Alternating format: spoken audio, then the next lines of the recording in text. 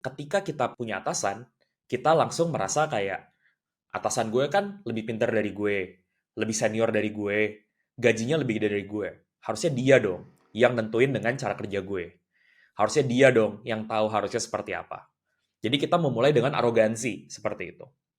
Sedangkan untuk kita bisa memanage dengan efektif, kita memulai dengan humility, dengan kerendahan hati bahwa bos kita tuh manusia juga, kita juga manusia, yang namanya manusia itu kompleks. Gimana caranya kita bisa bersama-sama untuk cari jalan supaya hubungan kerja antara atasan kita dan kita ini bisa berjalan dengan bagus. Halo, kembali lagi di Career Buddy Podcast yang ngobrolin seputar karir. Hari ini gue pengen ngomongin tentang satu hal yang gue rasa baik banget nih yang bakalan relate sama topik obrolan kali ini, yaitu gimana sih caranya bisa bekerja dengan baik sama bos kita. Wah, rasanya tuh ya, kalau kita bisa bekerja baik dengan bos, itu kan kayak kerjaan tuh jadinya asik gitu dikerjain, terasa lebih mudah. Tapi kalau misalnya kerja sama bos itu nggak enak, apalagi kayak, ih si bos orangnya suka marah-marah, dan lain sebagainya macamnya, bikin kita gedek gitu ya, bawaannya mau marah-marah terus, itu kan juga bikin suasana kerja di kantor jadi nggak enak, jadi nggak nyaman, dan akhirnya kalau kita udah nggak kuat, bawaannya pengen resign aja. Nah, hari ini gue akan ngobrolin bareng Vicario, founder of Vicarious Learning Academy, untuk kita semua belajar ya di sini. Sebenarnya gimana sih cara yang tepat gitu ya, atau cara supaya kita bisa bekerja dengan baik sama bos kita nih, bisa membenahi relationship kita sama bos gitu. Paling enggak ya jadi lebih nyaman lah, walaupun sedikit demi sedikit. Oke, nggak usah berlama-lama, langsung aja gue panggilin Vicario. Halo Rio, Halo Han. Wah, gimana, apa kabar seru-seru hari nih ini? bahasan hari ini ya. Kabar hari ini baik. Gue baru kembali setelah liburan gitu. Jadi ini gue get ready lagi untuk sharing-sharing konten sama teman-teman karir Buddy. Wih, mantap mantap. Ini semoga dengan lo baru balik dari liburan nih makin fresh ya, Yo. Jadi kayak makin seger gitu. Bisa nge-share Amin. lebih berbagai perspektif gitu yang bakal kita dapetin hari ini. Oke deh. And actually, episode ini akan gue bagi dalam 3 episode. So, teman-teman, kita akan ngobrolin tentang gimana sih caranya kerja dengan bos yang baik dalam 3 episode. Wow, gila panjang banget ya. Tapi yang jelas di episode yang kali ini, yang lagi kalian dengerin, itu kita akan bahas soal in general, gimana sih caranya bisa bekerja baik dengan bos. Nah, di episode-episode berikutnya, gitu ya, 2 episode berikutnya itu akan kita ngobrolin tentang karakter-karakter bos yang spesifik, karena gue paham nih, yo, ada beberapa orang yang kayak karakter bosnya itu agak spesial gitu ya, gitu, atau kayak agak aduh gimana sih kalau dealing sama orang yang misalnya sekeras itu gitu, atau dealing sama Hmm. orang yang kayak susah banget dengerin masukan orang kayak gitu ya. Nah, ini juga ada curhatan-curhatan nih dari followersnya Career Buddy yang bakal kita bahas di next episode. Oke, Yo. Siap. Gue mau masuk aja nih langsung. Hmm. Sebetulnya, Yo, kan lu pernah bilang nih tentang yang namanya managing up, alias Ya. suatu metode untuk supaya kita bisa bekerja lebih baik lah dengan bos kita. Lo Ya. bisa jelasin nggak, Yo, tentang si managing up ini? Atau sebelum ngobrolin managing up, sebetulnya tuh ada lagi tuh hal dasar atau hal basic yang perlu kita ketahui untuk bisa Hmm. work well gitu sama bos kita. Oke. Nah, mungkin gue bisa mulai menjelaskan tentang managing up. Oke. Jadi, managing up itu adalah sebuah terminologi yang gue nggak sengaja pelajarin. Jadi situasinya adalah beberapa tahun yang lalu, gue memiliki sebuah pekerjaan, dan di pekerjaan gue itu, gue punya konflik sama atasan gue. Nah, jadi ketika berada di situasi konflik itu, gue mencoba untuk nge-resolve konfliknya sama atasan gue, tapi kok nggak selesai-selesai konfliknya. Jadi akhirnya gue bertanya sama Google. Kayak gue nge-googling waktu itu adalah how to deal with the boss that you hate, or kayak how to deal with in the conflict with your boss. Basically something along that line. Oke. Itu saking frustrasinya ya lo kayak gitu. Benar, benar. Jadi gue beneran googling karena gue dapat saran dari orang-orang di sekitar gue, dan gue nggak merasa sarannya tuh oke pada waktu itu. Nah, jadi gue googling dan gue nge-googling keyword tersebut, dan dari situ gue ketemu artikel dari Harvard Business Review, karena itu yang langsung direkomendasikan. Nah, terus kalau nggak salah waktu itu adalah How to Deal with the Boss That You Hate. Wah, artikelnya tuh kayak judulnya hooky banget, nih, cocok banget dengan situasi gue saat itu. Jadi gue buka. Nah, setelah gue buka, ternyata itu adalah salah satu section dari section yang namanya Managing Up. Jadi gue baru tahu pada saat itu. Karena gue udah tahu bahwa kalau jadi manager, itu harus manage team member, itu clear, itu semua orang tahu. Kenapa orang tuh jadi people manager.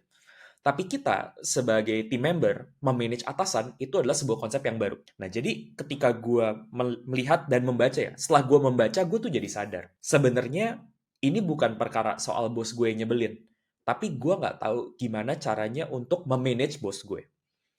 Memanage di sini bukan berarti mengatur, bukan berarti menyuruh, bukan berarti kita memerintah, melainkan gimana kita menemukan cara kerja yang works antara kita dengan atasan kita. Untuk menemukan caranya, gue bisa share kayak secara teknisnya seperti apa. Tapi mindset yang perlu kita punya supaya kita bisa managing up adalah kerendahan hati.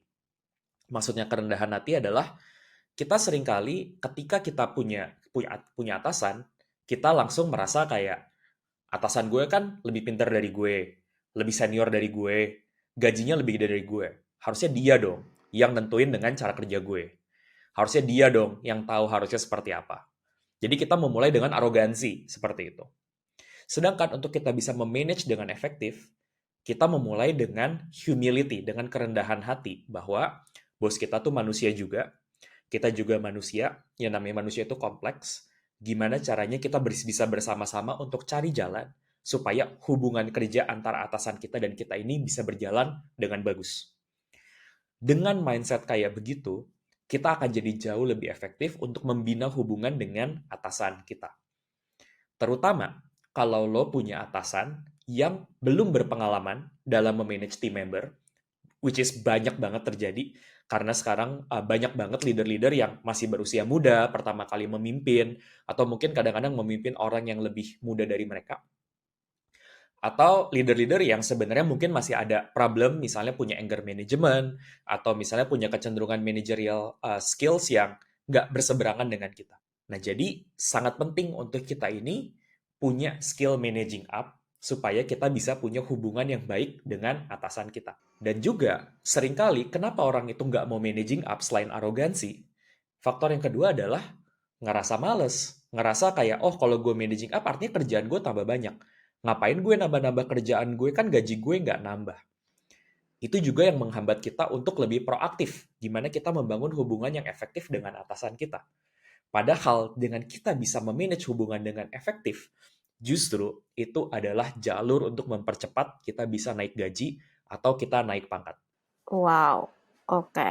Ini tuh yang lo bilang tadi tuh sering banget yuk. Gue dapet Hmm, komen-komen terutama di ini ya, followers saya Career Buddy ya, karena kan gue juga jadi hmm, admin gitu kan, dari hmm, hmm, Instagramnya Career Buddy itu banyak banget yang bilang kayak, ngapain manage atasan, elah nurut aja gitu. Karena ya itu tadi yang kayak lo hmm, bilang, manage atasan itu dimaknai dengan mengatur atasan gitu. hmm, hmm, hmm. Jadi sebetulnya itu tuh bukan ngatur sama sekali ya, manage itu artinya. Bukan, sama sekali bukan. Mungkin terminologi yang lebih tepat adalah gimana kita ini building a healthy relationship dengan atasan kita. Membina Wow. hubungan. Aduh, Exactly. building building healthy relationship sama pasangan aja udah PR gitu ya. Ini lagi sama bos. Exactly. Dan hubungan yang baik sama atasan itu bisa benar-benar sangat make or break kepuasan kita di dalam bekerja. Right? Sepakat-sepakat. Jadi gua nggak tahu teman-teman di sini preferensinya kayak gimana. Tapi riset tuh menunjukkan kita kurang lebih spending 80.000 jam selama kita itu berkarir dari kita fresh graduate sampai kita pensiun. Lo mau selama 80.000 jam itu hubungan lo sama orang di kantor tuh nggak enak. Karena balik lagi, biarpun lo bisa punya bestie, lo bisa punya teman, yang ujung-ujungnya menentukan apakah lo dipromosi, lo naik gaji atau enggak, itu sangat ditentukan oleh manajer. Biarpun gue ngerti lah, Oh, di organisasi juga kan ada HR dan segala macam. Tapi apakah manajer lo mau memperjuangkan lo, itu akan sangat menentukan karir progression lo. Jadi kalau benar-benar. hubungan lo nggak bagus sama manajer, sebenarnya justru lo sendiri yang rugi. sepakat, setuju banget sih. Dan lo tahu gue pernah ada di satu titik di mana ketika gue kerja Hmm, sama bos yang, aduh, rasanya tuh gak enak banget kerja sama bos ini karena hmm, dia itu tidak bisa mengkomunikasikan ekspektasinya dengan hmm, clear. hmm, hmm, Jadi dan apa ya, kayak gue tuh kayak salah mulu gitu rasanya kerjaannya. hmm, hmm, Dan itu gue pernah bangun di satu pagi, and then hmm, gue kepikiran gue harus kerja sama dia, dan itu aja udah bikin hmm. bad mood. Ya, ya. Kebayang sih kalau misalnya kita nggak punya kemampuan untuk itu tadi ya, gimana sih caranya supaya gue bisa kerja dengan baik dengan bos gue, itu kayaknya itu udah neraka sih rasanya. Exactly, exactly. Nah, oke. So gimana yuk? Apa nih step Hmm. satu supaya kita bisa kerja dengan baik sama bos kita nih? Oke, step satu sebenarnya kita mulai dengan pahamin diri kita sendiri dulu.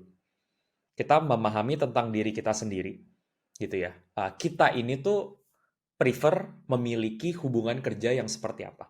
Kita cari tahu dulu, kita nih cara kerjanya kayak gimana sih? Nah, jadi kalau kita ngomongin cara kerja, ada 3 hal yang menurut gue perlu dipertimbangkan. Yang pertama adalah cara mikir kita seperti apa. Apakah kita cenderung orang yang terstruktur, atau kita cenderung orang yang lebih sporadis? Yang kedua adalah gimana caranya kita dealing sama orang lain. Apakah kita tipe people person atau kita tipe orang yang lebih untuk suka untuk mengerjakan segala segala sesuatu itu sendiri. Dan yang ketiga adalah gimana cara kita memanage diri kita sendiri. Apakah kita tipe orang yang tenang, apakah kita tipe orang yang panikan, apakah kita tipe orang yang lebih suka bekerja sendirian atau bekerja di dalam tim. Nah, jadi dengan memahami 3 hal itu, kita paham dulu nih, kita itu paling nyaman bekerja dengan situasi yang seperti apa. Barulah setelah kita paham situasi kerja kita yang kita mau seperti apa, kita lihat di 3 faktor tadi tentang atasan kita. Atasan kita itu, cara mikirnya seperti apa, cara dia dealing sama orang seperti apa, dan cara dia itu menunjukkan dirinya sendiri itu seperti apa. Nah, dari situ kita lihat, di bagian mana kita cocok sama atasan kita, di bagian mana kita kurang cocok sama atasan kita. Contohnya, mungkin kita sama-sama punya, sama-sama, let's say adalah orang yang suka buat kerja bareng. Kalau misalnya meeting tuh sukanya kayak, kalau diskusi tuh sukanya di-meeting-in. Enggak, bukan suka yang tuker-tukeran email. Karena kita lebih prefer dan dapat energi kalau kita ini ngobrol dan berinteraksi langsung sama orang. Dan mungkin itu kita udah bisa langsung cocok sama atasan kita. Right? Nah, itu bagus. Selalu build hubungan kita itu berdasarkan bagian mana yang dimana kita ini memiliki kecocokan dan kesamaan. Karena sebenarnya antar manusia itu kita lebih punya banyak kesamaan. Sayangnya, kita jauh lebih sering fokus sama perbedaan dari kita dan dari orang lain. Makanya Hmm. kenapa rasanya kok nggak cocok banget untuk kita kerja sama orang tersebut. Barulah setelah kita nge-build kesamaannya ini tuh penting di awal. Karena ketika kita semakin kita melihat bahwa sebenarnya atasan gue tuh sama-sama aja sama gue. Dan in many organization, kesamaannya itu adalah gue sama atasan gue sama-sama pengen punya kerjaan yang bagus. Let's say. Atau kita sama-sama pengen, misalnya kalau di marketing, kita sama-sama pengen banyak yang beli produk kita. Atau kalau kita sama-sama di tim HR, kita pengen sama-sama karyawannya happy. Right? Nah, jadi kita fokusin dulu nih sama apa kesamaan antara gue dengan atasan gue. Nah, barulah kita masuk, kita lihat dari 3 aspek tersebut, di bagian mana yang berbeda antara gue dan atasan gue. Nah, di situ jadi kita bisa mulai melihat, kira-kira gue tuh punya potensi konflik di sebelah mana nih sama atasan gue. Contohnya, kalau kayak tadi, misalnya lo tipe orang yang suka kalau dikasih feedback tuh feedback yang sangat detail. Sedangkan mungkin atasan lo lebih ngasih feedbacknya tuh feedback general, terus membiarkan lo yang memikirkan sendiri. Nah, mungkin memang ada kecenderungan cara bekerja yang berbeda di antara lo dengan atasan lo. Nah, jadi kita lihat nih, kita isolir bagian mana nih kira-kira yang kita itu berbeda. Nah, kalau memang ketika lo memilih pekerjaan atau lo ngobrol sama atasan lo tuh udah bener dari awal, harusnya yang beda ini tuh minoritas dibandingkan yang Hmm. sama. Yang samanya tuh harusnya banyak. Yang beda itu cuma dikit-dikit aja. Cuma namanya manusia gitu. Kita terlalu kadang-kadang terlalu fokus sama yang bedanya, biarpun yang beda itu cuma sedikit dan kita Ya, membesar-besarkan perbedaan tersebut. Right? benar-benar. Nah, dari situ baru kita lihat di hal yang kita belum ketemu ini, next step-nya kita akan berbuat seperti apa. Kita punya beberapa opsi. Opsi yang pertama adalah kita terima. terima, ya udah atasan gue ini emang orangnya kayak gini, gue yang akan nyesuaiin dengan atasan gue. Nah, ada orang yang tipe cara untuk menghandle konfliknya seperti itu. Oh, gue nggak suka konflik, gue nggak suka diomongin. Kalau atasan gue kayak gitu ya udah gue terima aja. Nah, terima ini, please make sure ketika lo bilang bahwa lo udah menerima, lo menerima secara aktif, bukan pasrah. Menerima secara aktif itu adalah, oke, atasan gue tuh emang orangnya seperti ini. Dan kayaknya susah buat diubah. Jadi gue akan menyesuaikan dengan atasan gue. Itu menerima secara aktif. Kalau pasrah, lebih kayak, atasan gue emang orangnya kayak gitu. Gue bisa apa? Gue harus terima-terima aja, harus diginiin. Itu dua hal yang sangat berbeda. Karena di bagian yang pertama, lo datang dengan intensi untuk gue pengen menjadi team player. Sedangkan yang kedua lebih kayak, gue nih powerless, gue nih helpless, gue nggak bisa mempengaruhi atasan gue. Nah, jadi kalau lo memutuskan buat menerima, make sure itu lebih ke yang pertama instead of yang kedua. Tapi gimana kalau lo sebenarnya keberatan dengan pendekatan tersebut? Misalnya di konteks lo tadi, gue nggak suka kalau dikasih feedback itu tidak detail. Karena kalau dikasih feedback nggak detail, gue jadi bingung. Gue jadi nggak efektif cara kerja seperti apa. Itulah yang kita omongin sama atasan kita. Mengenai ini enaknya jalan tengahnya seperti apa. Supaya kerjanya kita tuh bisa jadi lebih smooth. Diomongin, dibicarakan. Dan ketika dibicarakan, fokus sama hal-hal yang benar-benar sifatnya perilaku apa yang perlu dia ubah.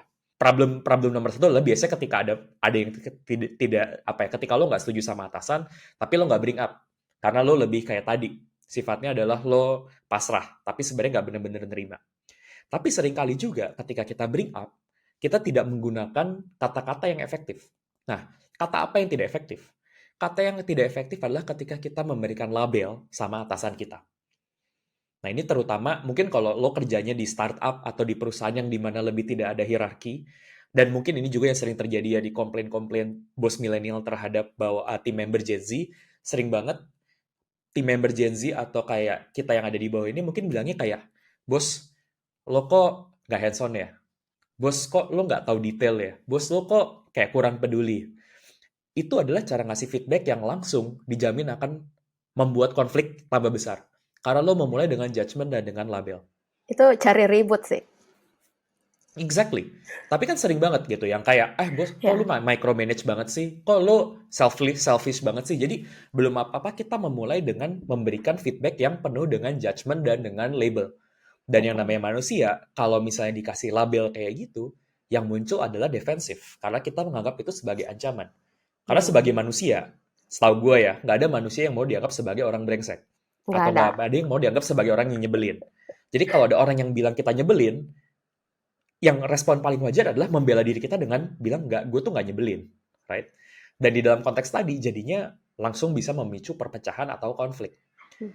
Instead, fokus specifically sama perilaku apa yang lo pengen untuk kita kerjain ini bareng-bareng. Jadi fokus itu di perilaku. Dan selain fokusnya di perilaku, kita focusing juga dengan ini tuh adalah collective effort.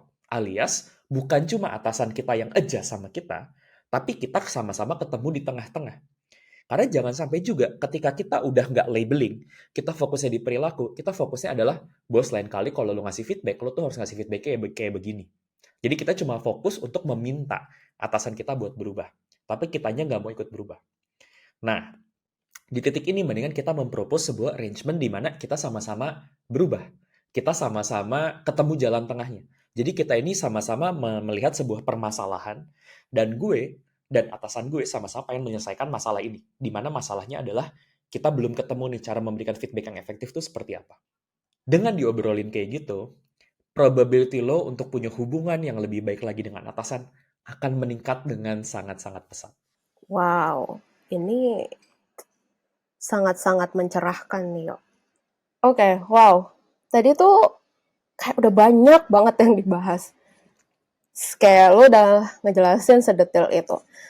Tapi di satu Hmm, sisi gue paham sih, kayak hmm, ya kayak yang lo bilang tadi gitu ya, bahwa ketika kita kerja sama bos itu paling gampang emang ketika kita kerja terus nggak enak gitu ya, atau kayak kita hmm, berhadapan dengan orang hmm, terus ngadepin kayak sesuatu hal yang perilaku menyebalkan dari orang tersebut, yang paling gampang kita lakukan adalah dengan nge-label orang itu atau dengan Ya, ya udah kasih aja dia kata sifat gitu kan, kayak misalnya ya. dasar dia bos gak sabaran, misalnya Hmm, micromanage, hmm, hmm, bawel gitu misalnya, terus apalagi gitu kan yang suka marah-marah gitu kan. hmm, hmm, Nah, sebetulnya gue jadi mempertanyakan nih, instead of hmm, kita menilai bos kita dengan sejumlah kata sifat itu tadi gitu ya, hmm, hmm, biar kita tahu mana nih yang bisa kita improve gitu.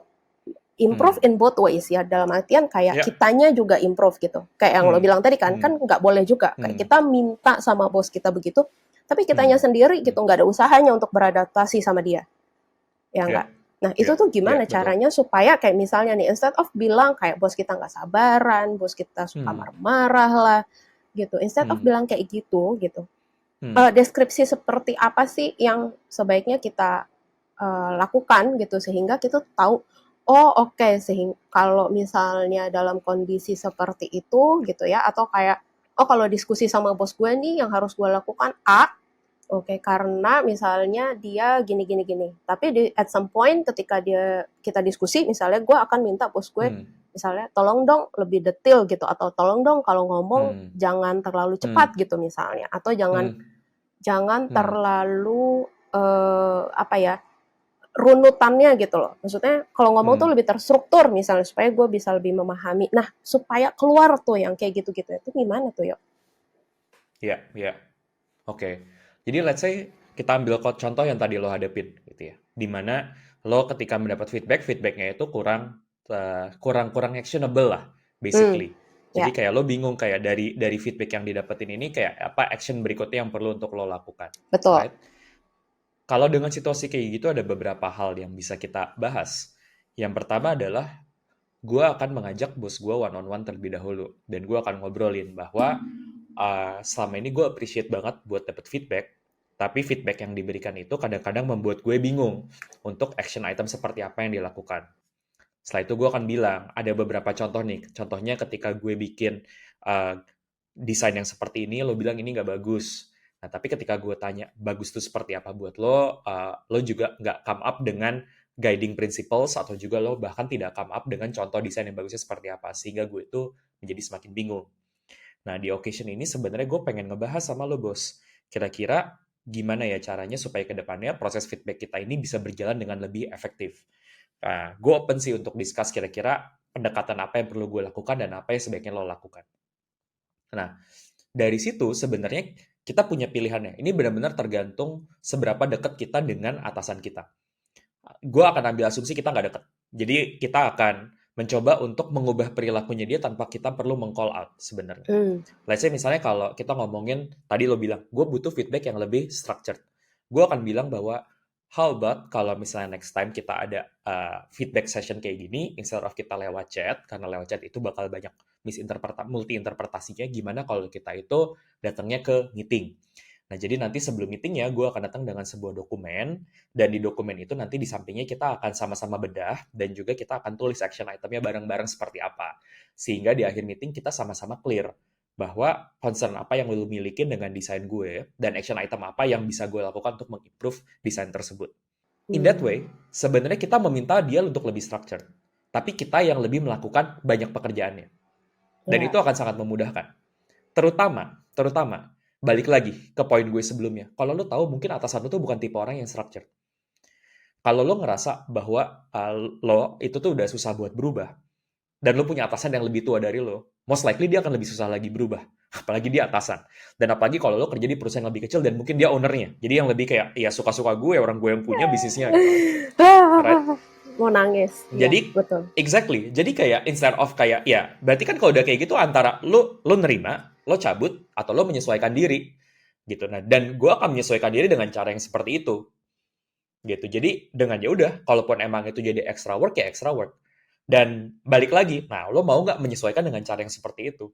Kalau misalnya memang ternyata setelah ditimbang-timbang gitu ya, untuk stay di perusahaan tersebut dengan adjustment kayak gitu masih bearable, ya dilakuin aja. Karena dengan kita enak kerja sama orang tersebut, sama si atasan kita, itu benefitnya dalam jangka panjangnya banyak banget. Karena kita jadi bisa jadi orang yang dipercaya sama atasan kita, Mungkin nanti kita bisa dikasih project-project yang lebih strategis, gaji kita bisa dinaikin. Nah, jadi anggaplah kita kayak lagi menabung kebaikan dan menabung juga kredibilitas sehingga kita jadi orang yang semakin bisa dipercaya sama atasan kita. Tapi balik Hmm. lagi, kalau misalnya let's say lo udah punya deadline gitu, kayak lo udah mau melakukan itu, tapi ternyata gaji nggak dinaikin, atasan makin rese, terus juga nggak merasa mendapat apresiasi, ya by all means mungkin udah waktunya untuk mengeksplor dan mencari pekerjaan lain. Jadi sama-sama atur-atur lah, kira-kira kita nih bisa mentolerir perilaku atasan kita tuh sejauh apa. Sepakat sih, benar-benar benar. Ngomongin soal tadi ya yang lo bilang, sebetulnya ketika kita mencoba gitu ya untuk ngobrolin itu sama dia, yang dengan kasus gue yang itu tadi ya, bos gue tidak well structure, tidak bisa mengkomunikasikan feedbacknya dan ekspektasinya dengan baik gitu kan. Nah, Hmm. itu adalah salah satu langkah yang bisa gue lakukan. Dan memang ya betul banget, jadinya lebih capek dan banyak orang yang bilang kayak ngapain lah yang ada ntar kerjaan lo ditambah bla bla bla bla bla gitu. Tapi at Hmm. some point, gue juga selalu berpikir seperti ini loh. Hmm. Kalau Hmm. emang itu bikin gue jadi lebih nyaman kerjanya, itu Hmm. pasti maksud gue kayak itu kan Hmm. apa ya, suatu hal besar gitu loh. Buat gue sih itu suatu Hmm. hal besar ya, kenyamanan tuh harus banget gitu. Karena Iya, kalau nggak nyaman, exactly. gimana gue mau semangat, gimana gue pengen punya bisa ngasih yang terbaik gitu di kerjaan gue kalau gue nya nggak ada semangat. Dan gue itu tipe orang yang kayak eh, gue punya standar kerja sendiri gitu, dan ketika gue nggak bisa Hmm. achieve itu, Hmm. gue kayak at some point gue ngerasa kayak Hmm. kok gue gini sih gitu, kok kayak ini Hmm. bukan gue aja, ngerasanya kayak Hmm. gitu sih. Hmm. Dan ya Make gue sense. gue sepakat sih sama yang lo bilang gitu. Dan mungkin ini juga apa ya, salah satu cara untuk ini ya, yuk punya visibility ke atasan, Hmm. ya nggak sih, exposure. Pun- Jadi kayak kalau kitanya emang proaktif kan dia bisa ngeliat tuh, oh ini orang proaktif ya, oh ini orang Hmm. beneran emang pengen improve kerjaannya dia ya, Hmm. serius Hmm. ya, pengen belajar ya. Hmm. Kalau kita punya Hmm. bos yang suka dengan karyawan yang seperti itu kan, walaupun kita lagi berproses, itu akan jadi nilai Hmm. plus nggak sih buat dia? Sangat lah, sangat. Karena esensinya kenapa sih kita tuh perlu segitunya, perlu kita ngebantu bos kita? Karena ujung-ujungnya, tugas ultimate kita adalah kita ngebantu bos kita supaya kerjaan dia lebih gampang. Tujuannya bos kita nge-hire kita adalah supaya dia bisa mencapai target yang lebih besar dengan cara yang lebih tidak painful. Makanya kenapa dia nge-hire kita. Tapi kalau dengan dia nge-hire kita, terus kitanya juga kayak tidak terlalu membantu, kita malah menyusahkan atau kita biasa aja, ya dia juga ngelihat kayak, ya ini nggak berprospek buat gue naikin posisinya, atau buat gue kasih tanggung jawab yang lebih besar lagi. Nah jadi makanya sepenting itu untuk kita itu memastikan kita itu bisa ngebantu dan nge-add value sebanyak mungkin buat atasan kita. Salah satunya adalah dengan jadi teman kerja yang lebih enak. Makanya gue tuh sangat tidak against kalau atasan tuh bisa punya bawahan favorit. Selama pemilihan bawahan favorit tersebut itu memang didasari dengan kompetensi. Let's say misalnya gue pernah ada situasi di mana atasan gue lebih suka kerja sama orang lain yang ada di tim gue. Gue merasa gue kayak dianaktirikan gitu. Kenapa atasan gue kok lebih enak gitu ya kalau ngobrol sama si temen gue ini, sedangkan kalau sama gue agak-agak lebih galak. Awalnya gue kesel, gue mikir kayak atasan gue nih brengsek banget, nyebelin banget, kenapa sih dia kayak pilih kasih. Tuh. Tapi setelah gue lihat, gue tuh sadar, ini tuh sebenarnya karena gue tidak mengisi apa yang dia butuhkan.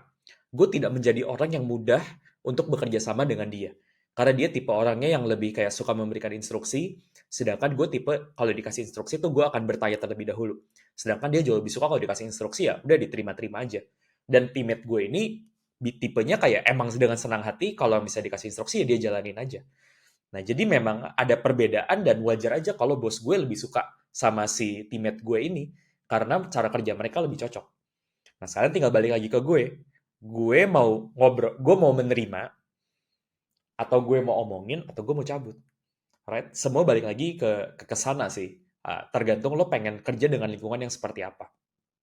Ya, balik lagi, gue juga suka mempertanyakan kalau ada orang-orang yang komen gitu ya, misalnya di konten-kontennya Kader Badi, terus kayak, ih, gue kesel banget bos gue kayak begini gitu. Terus kayak, ya udah kalau kalau bos lo nyebelin ya lo cari cari kerja lain lah kalau lo udah nggak tahan gitu, right? Iya, iya, iya, iya, betul. Ngapain ngapain ditahan-tahan terus kalau lo segitunya nggak bisa tahan sama punya bos yang nggak oke menurut lo, tapi lo tetap kerja di perusahaan tersebut, ya lo Ya, carilah kerjaan lain gitu. Jadi kalau misalnya lo udah nggak tahan sama bos lo, tapi lo nggak nyari kerjaan lain, ya menurut gue unfortunately tanggung jawabnya ada di lo sih. sepakat sih, sepakat, sepakat. Oke, wah ini banyak banget nih yang masih pengen gue kulik gitu ya. Tapi biar Ya. teman-teman makin enak gitu dengerinnya nih, makin bisa Hmm. ya lebih mindful lah dengerin kita gitu ya. Akan gue lanjut obrolannya di episode berikutnya guys. So stay tune di Career Body Podcast.